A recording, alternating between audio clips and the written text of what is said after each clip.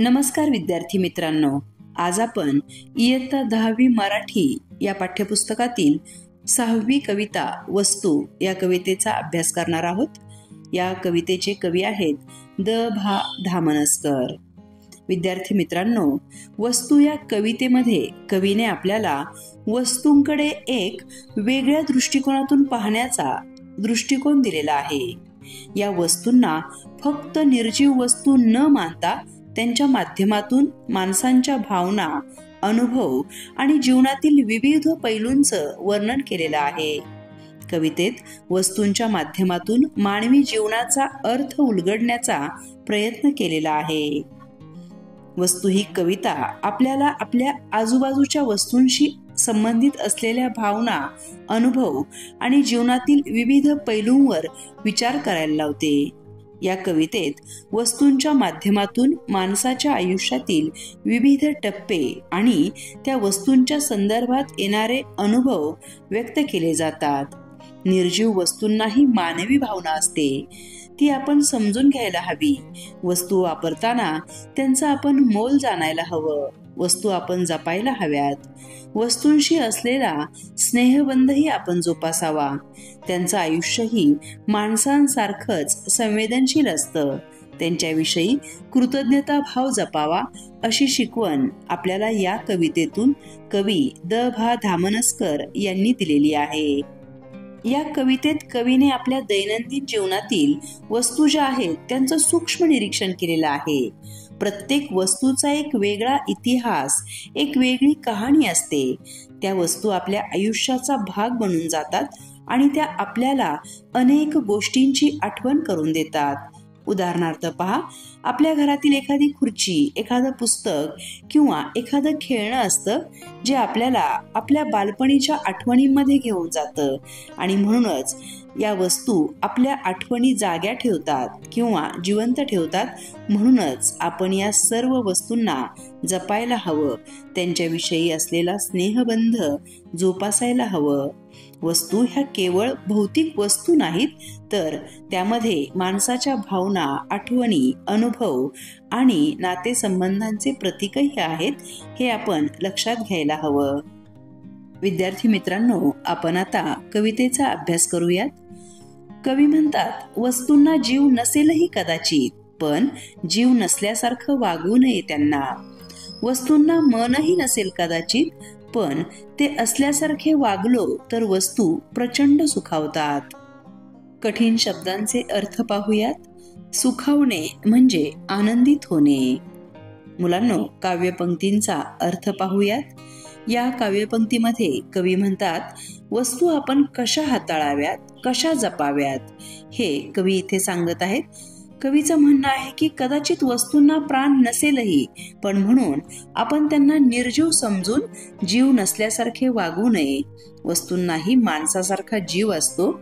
कदाचित वस्तूंना मनही नसेल, परंतु त्यांना मन असल्यासारखं जर आपण वागवलं तर त्या वस्तूंनाही प्रचंड आनंद होईल. कारण वस्तूही माणसासारख्या संवेदनशील असतात. या वस्तूंना जर स्वतःला हात असते, पाय असते, तर त्यांनी स्वतःची कामं केली असती. उदाहरणार्थ पहा, शाळेमध्ये आपण ज्या बाकावर बसतो त्या बाकालाही कदाचित स्वच्छ राहायला आवडत असेल, पण तो स्वतःला पुसू शकत नाही. अशा वेळी आपण आपल्या बॅगमध्ये एखादा कपडा ठेवला आणि शाळेत गेल्यानंतर आपला बाक पुसून घेतला तर त्या बाकालाही खूप आनंद होईल. कारण वस्तू ह्या केवळ भौतिक वस्तू नाहीत, तर त्यामध्ये माणसांच्या भावना, आठवणी, अनुभव सगळं काही आहे. हे सगळ्यांचं प्रतीक आहे, म्हणून आपण त्या जपायला हव्यात. पुढील काव्यपंक्ती पाहूयात. वस्तू निखालस सेवकच असतात आपल्या, तरीही बरोबरीचा मान द्यावा त्यांना. वस्तूंना वेगळी, स्वतंत्र खोली नको असते. त्यांना फक्त आपल्या मानलेल्या जागेवरून निष्कासित न होण्याची हमी द्या. कठीण शब्दांचा अर्थ पाहूयात. निखालस म्हणजे अगदी खरं. मान देणे म्हणजे आदर करणे, सन्मान देणे. हमी देणे म्हणजे आश्वासन देणे. काव्यपंक्तींचा अर्थ पाहूयात. कवी म्हणतात की खरं म्हणजे वस्तू आपल्या सेवेमध्ये रमतात, त्यांना आपली सेवा करायला आवडते, त्या खरोखरच आपल्या नोकर आहेत, पण तरीही आपण त्यांना समान दर्जा द्यायला हवा, आपण त्यांना सन्मान द्यायला हवा. या वस्तूंना एक स्वतंत्र वेगळी खोली असं काही नको असतं. जसं आपल्याला आपल्या घरामध्ये प्रत्येकाला एक स्वतंत्र खोली असते, तशी त्यांना खोलीही नको असते. त्या वस्तूंना फक्त तुमच्या बरोबर राहायचं असतं, तुमच्या सोबत राहायचं असतं. त्या स्वतःला वेगळं मानत नाहीत, तुमचाच एक भाग मानत असतात. त्यांना फक्त तुम्ही काय करा, त्यांची जी नेमलेली मांडलेली जागा आहे त्या जागेवरून हटवण्याचं काम करू नका. त्यांना आश्वासन द्या की मी तुला कायम इथेच ठेवेल, मी कायम तुला जपेल. जरी मला तुझा उपयोग होत नसला तरीही मी तुला फेकून देणार नाही किंवा अडगळीच्या ठिकाणी टाकणार नाही. त्या ज्या जागेवर असतात त्या जागेवर त्यांचंही प्रेम जडलेलं असतं आणि त्यांना त्या जागेवर प्रेम करू द्या. त्यांना त्या जागेवर कायम ठेवण्याचं आश्वासन द्या, खात्री द्या. कवीने माणूस आणि वस्तू यांच्यातील दृढ संबंधावर प्रकाश टाकला आहे. वस्तू आपल्या आयुष्यात काय स्थान घेतात आणि त्या कशा प्रकारे आपल्या भावनांशी जोडल्या जातात हे या कवितेत कवीने आपल्याला सांगितलेले आहे. वस्तूंनाही आवड असते स्वच्छ राहण्याची, हे हातांना लक्षात ठेवायला सांगा. वस्तूंना जपावे, लाडावूनही ठेवावे त्यापुढे जाऊन. त्याच जिवंत ठेवणार आहेत आपला स्नेह नंतरच्या काळातही. लाडावून ठेवणे म्हणजे सतत कौतुक करणे. या काव्यपंक्तींचा अर्थ पाहूयात. वस्तू हाताळताना आपण त्यांना आपले घाणेरडे हात लावायचे नाहीत. वस्तूंना सुद्धा स्वच्छ राहण्याची आवड असते. मगाशी मी सांगितल्याप्रमाणे जर वस्तूंना हात असतात तर त्यांनी स्वतःला स्वच्छ केलं असतं, परंतु त्यांना हात नाहीत. आणि जर आपण त्यांचा वापर करत आहे तर त्यांना स्वच्छ करण्याची जबाबदारी पण आपलीच असते.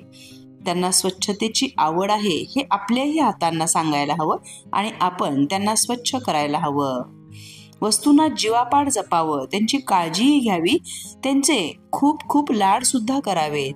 अगदी एखाद्या लहान मुलाची आपण जशी काळजी घेतो किंवा त्याचे जसे लाड करतो अगदी तसे त्याचेही लाड करावेत. कारण भविष्य काळात याच वस्तू आपली माया, जिव्हाळा, स्नेह कायम टिकवून ठेवणार आहेत. इतरांना याच वस्तूंच्या माध्यमातून आपल्या आठवणी जाग्या होणार आहेत. वस्तू आपल्याला भूतकाळातील आठवणी आणि अनुभव जाग्या करून देणार आहेत. त्या वस्तूंच्या माध्यमातून आपण आपल्या आयुष्यातील विविध टप्पे अनुभवणार आहोत. आयुष्य संपलं की वस्तूंनाही आजवरच्या हक्काच्या घरात राहू देत नाहीत. तेव्हा कृतज्ञतापूर्ण निरोपाचा त्यांचा हक्क शाबूत ठेवावा. शब्दांचे अर्थ पाहूयात. आयुष्य संपणे म्हणजे मरण येणे, निरोप देणे म्हणजे सोडणे, शाबूत ठेवणे म्हणजे जपून ठेवणे, शिल्लक ठेवणे, हक्क म्हणजे अधिकार, स्नेह म्हणजे प्रेम, जिव्हाळा, माया, कृतज्ञता म्हणजे आदरयुक्त भावना. काव्यपंक्तींचा अर्थ पाहूयात. माणसांसारखंच वस्तूंचंही आयुष्य असतं. जसा माणूस मरतो अगदी तसं वस्तू तुटतात किंवा त्यांना त्या जुन्या होतात, त्यानंतर त्या वापराव्याशा वाटत नाही. मरणानंतर माणूस हक्काच्या घरात राहत नाही. माणूस मेला की त्याला अंत्यविधी दिला जातो, त्याला भावपूर्ण निरोप दिला जातो. त्याचप्रमाणे वस्तूंचं आयुष्य संपलं की आपणही त्यांना हक्काच्या जागेवरून हलवतो, पण त्यांना भावपूर्ण निरोप द्यायला विसरतो. तेव्हा माणसानं हे लक्षात ठेवावं की त्यांनाही कृतज्ञतापूर्वक निरोप द्यायचा असतो. हा निरोपाचा त्यांचा हक्क माणसाने कायम जपून ठेवावा, कायम शाबूत ठेवावा, असं इथे कवी म्हणत आहेत. वस्तू ही कविता आपल्याला आपल्या आजूबाजूच्या वस्तूंना अधिक संवेदनशीलतेने पाहण्याची दृष्टी देते. निर्जीव वस्तूंशीही स्नेहबंध जोडण्याचा दृष्टिकोन देते. त्या वस्तूंमध्ये दडलेल्या भावना, आठवणी आणि अनुभवांना समजून घेण्यास मदत करते. आपल्या घरातील एखादी जुनी वस्तू आपल्याला आपल्या बालपणीच्या आठवणींमध्ये घेऊन जाते. एखाद्या विशिष्ट व्यक्तीची वस्तू आपल्याला त्या व्यक्तीची आठवण वारंवार करून देते. जेव्हा जेव्हा आपण ती वस्तू पाहतो तेव्हा तेव्हा ती व्यक्ती आपल्याला आठवते. एखादं पुस्तक आपल्याला नवीन ज्ञान देतं आणि अनुभव देतं. यामुळेच आपण आपल्या वस्तू जपायच्या किंवा त्या जर आपण जपू शकत नसू तर त्यांना कृतज्ञतापूर्वक निरोप द्यायचा, कारण त्यांचाही तो हक्क आहे. जसं आपण आपल्या जवळच्या माणसांना कृतज्ञतापूर्वक निरोप देतो, अगदी तसंच वस्तूंनाही निरोप द्यायचा. विद्यार्थी मित्रांनो, तुमच्या इयत्तेचे शैक्षणिक व्हिडिओ पाहण्यासाठी चॅनलला जरूर सबस्क्राईब करा.